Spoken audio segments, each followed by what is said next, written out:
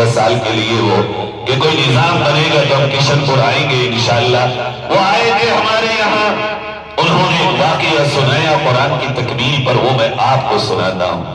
کہنے لگے میں اور میرے ایک استاد مدینہ منورہ کے ایک ملک کے دورے پر گئے ہم، اور وہاں جا کر کے ہم نے جن لوگوں نے نیا نیا کلمہ پڑھا تھا ان لوگوں سے ہم نے ملاقات کی، اور ہمیں حکومت نے وہاں سے بھیجا تھا کہ جو لوگ اسلام میں داخل ہوتے ہیں جاؤ اور ان سے مل کے ان کے حوصلے بڑھاؤ. بولے جب ان کو پتا چلا کہ حضور کی مسجد کے استاد لوگ آئے ہیں، نبی کے شہر کے لوگ آئے ہیں، ہم تو ہندوستان کے مسلمانوں کا عقیدہ یہ ہے کہ نبی کے شہر کی مٹی بھی اتنی مبارک ہے، مل جائے آنکھوں میں سرما بنا کے لگا لیں، اور ہمارے اکابر نے لگائی ہے وہ مٹی اپنی آنکھوں میں، تو وہاں کی مسجد نبوی کا کوئی استاد آ جائے اور عظمت والا استاد ہو تو کیا عالم ہوگا. کہتے میں اور وہ ہمارے ان کے بھی استاد جو یہاں آئے تھے ان کی عمر بھی ابھی 80 سال کی ہے تقریباً. کہتے ایک ملک میں گئے ہم اور وہاں جا کے ہم نے ملاقات کی لوگوں سے. وہاں بہت بڑا ایک آدمی جو نیا مسلمان ہوا تھا، جب ہم نے اس سے ملاقات کی دل پہ ہاتھ رکھ کے سننا یہ بات جو میں کہہ رہا ہوں، کیا ہم بھی ایسے تو نہیں ہو گئے؟ کیا ہمارا رویہ بھی تو یہی نہیں ہو گیا؟ کہتے ملاقات کے بعد ہم نے ان سے کہا محترم ہم آپ کی کوئی خدمت کر سکتے ہیں تو بتائیے ہمارے لیے کیا خدمت ہے، کوئی حاجت کوئی خدمت؟ کہتا ہاں ہے نا، مجھے خدمت چاہیے آپ کی. بولے ہمارے فوراً اسی وقت امیڈیٹ جو دماغ میں آیا وہ یہ آیا کہ یہ ہم سے ریال مانگے گا، ڈالر مانگے گا، پیسہ مانگے گا، کہ ہمیں پیسوں کی ضرورت ہے، آپ دیجئے ہم کو تاکہ ہم یہاں اور دین کا کام کریں. ہم نے خوشی سے کہا بہت اچھا ہے، آپ اسلام میں آئے ہیں، بتائیے ہم آپ کی کیا خدمت کریں. کہتے ہیں اس نے ہم سے کہا آپ کی ہمارے پر یہ بہت بڑی خدمت ہوگی، آپ ہمارے ملک نہ آیا کریں، آپ ہمارے ملک نہ آیا کریں.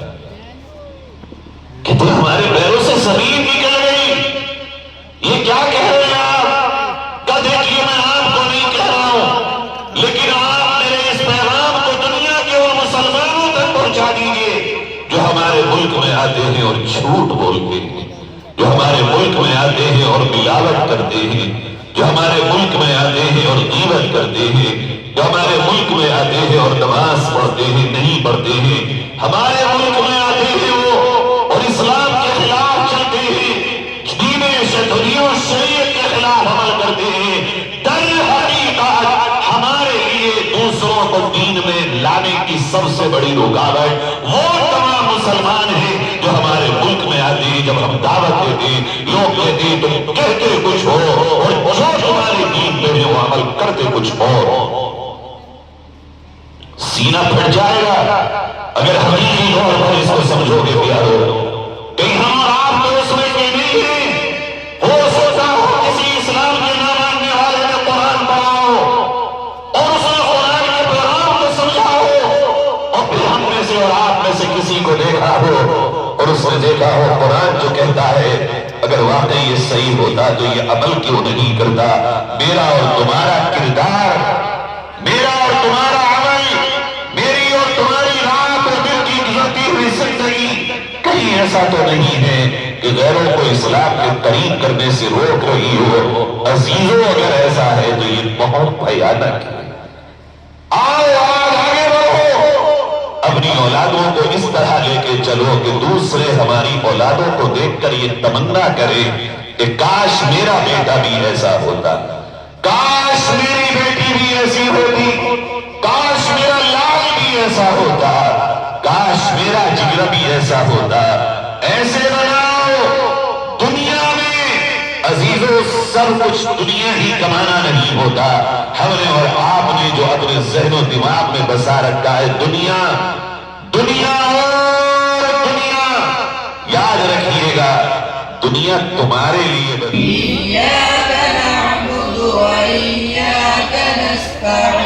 اهدنا الصراط المستقيم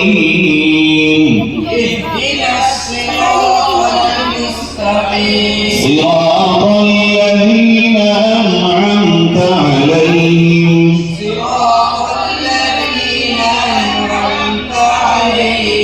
غير المغضوب عليهم ولا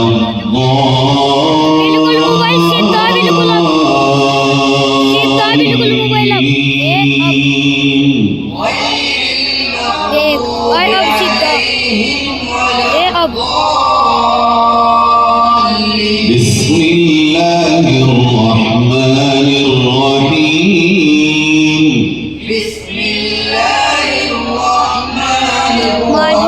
ألف لام ميم ذلك الكتاب لا ريب فيه هدى للمتقين الذين يؤمنون بالغيب ويقيمون الصلاة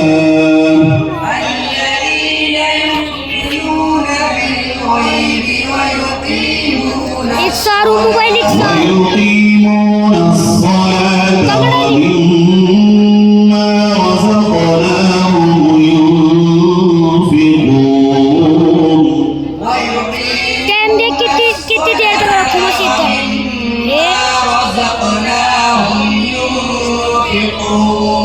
والذين يؤمنون بما أنزل إليك وما أنزل من قبلك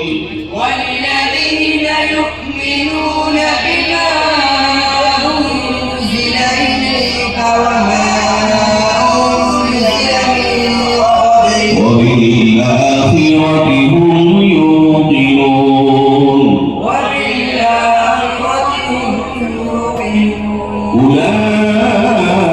أولئك على هدى من ربهم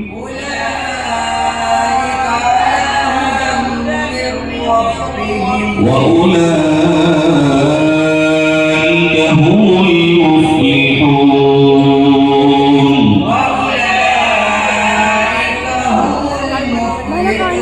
صدق الله العظيم